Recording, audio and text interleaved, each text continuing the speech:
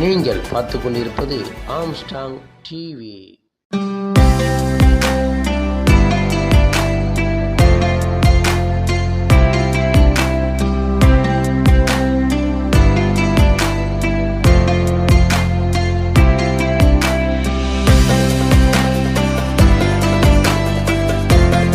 சட்டமன்ற உறுப்பினர் இந்த சிலம்பரசன்ற எனக்கு அவருக்கு எந்த வித காழ்ப்புணர்ச்சியும் இல்லை, தனிப்பட்டதில்லை. இது சமூக அக்கறை. ஏன்னா அவங்க செய்யற செயல நம்ம ஒவ்வொரு முறையும் இந்த அரசுக்கு எதிராக யார் பேசினாலும் இந்த அரசுக்கு நாம வக்கீல் மாதிரி போய் நம்ம முன்னால நிக்கிறோம், பல விஷயங்களை நம்ம பேசிட்டு இருக்கோம். ஆனா இந்த மாதிரி ஒரு விஷயங்கள் நடக்கும்போது நாங்கள் தானே பேசுகிறோம், நீங்கள் தானே கூட்டணியில் இருக்கிறீங்க, ஏன் இந்த மாதிரி நடக்குதுன்னு ஒவ்வொரு பாதிக்கப்பட்டவங்களை பார்க்கும்போது எங்களை கேள்வி கேட்குறாங்க.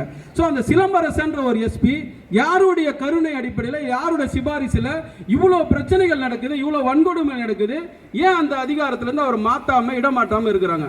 அங்கே ஒரு தெளிவாக ஒரு விஷயம் சொன்னாங்க. அங்கே இருக்கிற மக்கள் என்ன சொல்கிறாங்கன்னா, இங்கே பார்த்தீங்கன்னா நார்த்து வட இந்தியாவிலேருந்து அர்ஷாக் ஒருத்தர் இருந்தார் ஒரு 3 வருஷத்துக்கு முன்னாடி.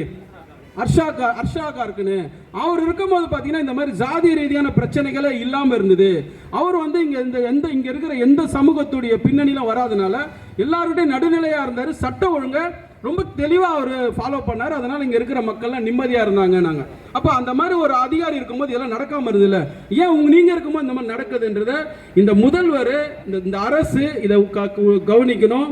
நான் தனிப்பட்ட திரும்பி சொல்றேன், தனிப்பட்ட முறையில் எந்த விருப்பம் இருப்பில்லை. அதே மாதிரி இந்த கவின் அவர்கள் படுகொலையில் அந்த ஆய்வாளர் இன்ஸ்பெக்டர் பேர் என்ன, லட்சுமணன் காசி இன்ஸ்பெக்டர் ஏற்கனவே அவன் குடும்பத்தில் மிரட்டியிருக்காருன்னு தகவல் கொடுக்குறாங்க. அந்த காசி பாண்டியன் இன்ஸ்பெக்டர் முதல் தகவல் அறிக்கையை பதிவு பண்ணாமல் இருந்திருக்காங்க. அதுக்கப்புறமா இந்த உடல் வாங்க மாட்டேன்னு ஆர்ப்பாட்டம்லாம் பண்ணதுக்கு அப்புறமா தான் அவங்க அப்பா எஃப்ஐஆர், அவங்க அப்பா அம்மா மேலே எஃப்ஐஆர் பதிவு பண்ணுறாங்க, அரெஸ்ட் பண்ணல. ஒரு சூழல் இருக்கும் போதும் ஏன் அந்த இன்ஸ்பெக்டர் இன்னும் இடம் மாற்றாம இருக்குது? இந்த அரசு பாதுகாவலனா இருந்து இந்த தனி சிறப்பு சட்டத்தை ஏற்று இந்த மாநில அரசை வலியுறுத்தியது இந்த எஸ்சி துறை. அதற்கு எங்கள் சட்டமன்ற எதிர்க்கட்சி தலைவரும் எங்கள் தமிழ்நாடு காங்கிரஸ் கமிட்டி தலைவரும் சட்டமன்ற உறுப்பினர்களும் அதை சட்டமன்றத்தில் பேசி அதற்கு சட்டமன்றத்தில் ஒரு தீர்மானம் நிறைவேற்றி இந்த சட்டத்தை கொண்டு வர நீங்கள் எல்லாம் உதவி செய்யணுன்றது இந்த நேரத்தில் உங்ககிட்ட. ஏன்னா அண்ணன் சொன்ன மாதிரி இது உள்கூட்டம், அதனால நாங்கள் உரிமையாக பேசிக்கிறோம். இது வெளியே இல்லை, நாங்கள் எங்கள் கட்சிக்குள்ள பேசுகிறோம். ஸோ இந்த கருத்து. ரெண்டாவது பார்த்தீங்கன்னா இன்னும் ஒரு சில விஷயங்களை சொல்கிறோம் இங்கே. ரெண்டாவது இது முக்கியமான கோரிக்கை, தனி சிறப்பு சட்டம். ரெண்டாவது கோரிக்கை பார்த்தீங்கன்னா இடஒதுக்கீடுல அரசு அதிகாரிகளுடைய பதவி உயர்வு உச்சநீதிமன்றம் ஏதோ கேன்சல் பண்ணிட்டு அது தமிழ்நாடு அரசு சிறப்பு சட்டம் இயற்றுன்னு ஒரு வருஷத்துக்கு முன்னாடி தலைமைச் செயலாளராக இருக்கிறவரை போய் சந்திச்சதுக்கப்புறம் இதுக்கு அரசு தனி சட்டம் இயற்ற போட்டது. அந்த இடஒதுக்கீடு உயர் பதவியில் இருக்கிறதெல்லாம் இந்த பட்டியலின மக்களுக்கு கேன்சல் ஆகாமல் இருக்குது. தமிழ்நாடு அரசு சிறப்பு சட்டம் இயற்றுன்னு சொன்னாங்க, இது வரைக்கும் அதுவும் இயற்றல, அதையும் கவனத்தில் கொள்ளணும். உங்களுடைய பாதம் தொட்டு எஸ்சி துறையின் சார்பாக என் சிரம் தாழ்ந்த நன்றியை உரித்தாக்குகிறேன். ஜெய் பீம், ஜெய் பீம், ஜெய் பீம்.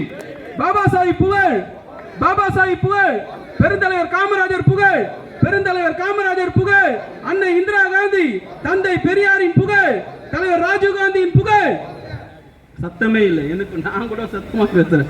தலைவர் ராகுல் காந்தி, தலைவர் ராகுல் காந்தி, தலைவர் மல்லிகார்ஜுன கார்கே, வாழ்க தமிழ்நாடு காங்கிரஸ் கமிட்டி. நன்றி, வணக்கம். ஜெய் பீம், ஜெய் காங்கிரஸ்.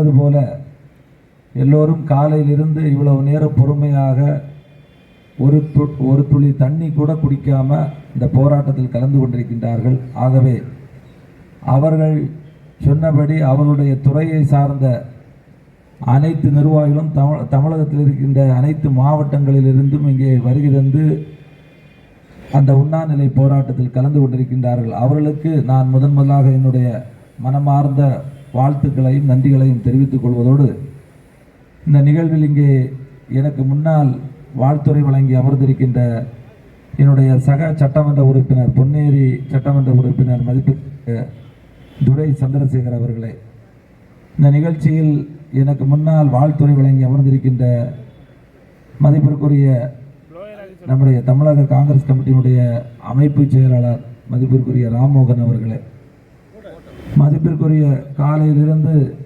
அவர் இங்கே இந்த உண்ணாநிலை போராட்டத்தை பேசி பல்வேறு கருத்துக்களை கூறி அமர்ந்திருக்கின்ற தமிழக காங்கிரஸ் கமிட்டியினுடைய மூத்த துணைத் தலைவர் மதிப்பிற்குரிய நான் மிகவும் மதிக்கக்கூடிய கோபண்ணா அவர்கள், நம்முடைய இளைஞர் காங்கிரஸ் அமைப்பினுடைய துணைத் தலைவர் அன்பு சகோதரத்தின் மற்றும் இந்த நிகழ்வில் அனைவருக்கும் என்னுடைய பணிவான வணக்கங்களை தெரிவித்துக் கொண்டு, முதல்ல நான் நம்முடைய அன்பு சகோதரர் எஸ்சி துறையினுடைய தலைவர் திரு ரஞ்சன்குமார் அவர்கள் காந்திய வழியில், அதுவும் இன்றைக்கு ஆணவ படுகொலை என்பது தொடர்ந்து நடந்து கொண்டிருக்கிறது.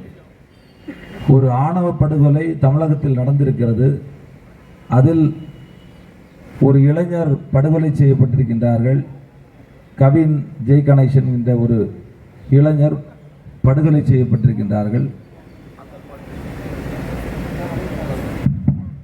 அந்த படுகொலையை கண்டித்து, அதுவும் ஜனநாயக முறைப்படி இன்றைக்கு அரசியலமைப்பு சட்டம் நமக்கு என்ன சொல்லி கொடுத்திருக்கிறதோ அந்த அடிப்படையில் இந்தியா என்கின்ற மிகப்பெரிய ஜனநாயக நாட்டில் ஒரு போராட்டம் நடத்துவது என்பது, இன்றைக்கு பிரதமர் வரும்போது கருப்பு கொடி காட்டியிருக்கிறோம், வரும்போதும் கருப்பு கொடி காட்டியிருக்கிறோம், எத்தனையோ அவர்கள் போதெல்லாம் கருப்பு கொடி காட்டியிருக்கிறோம்.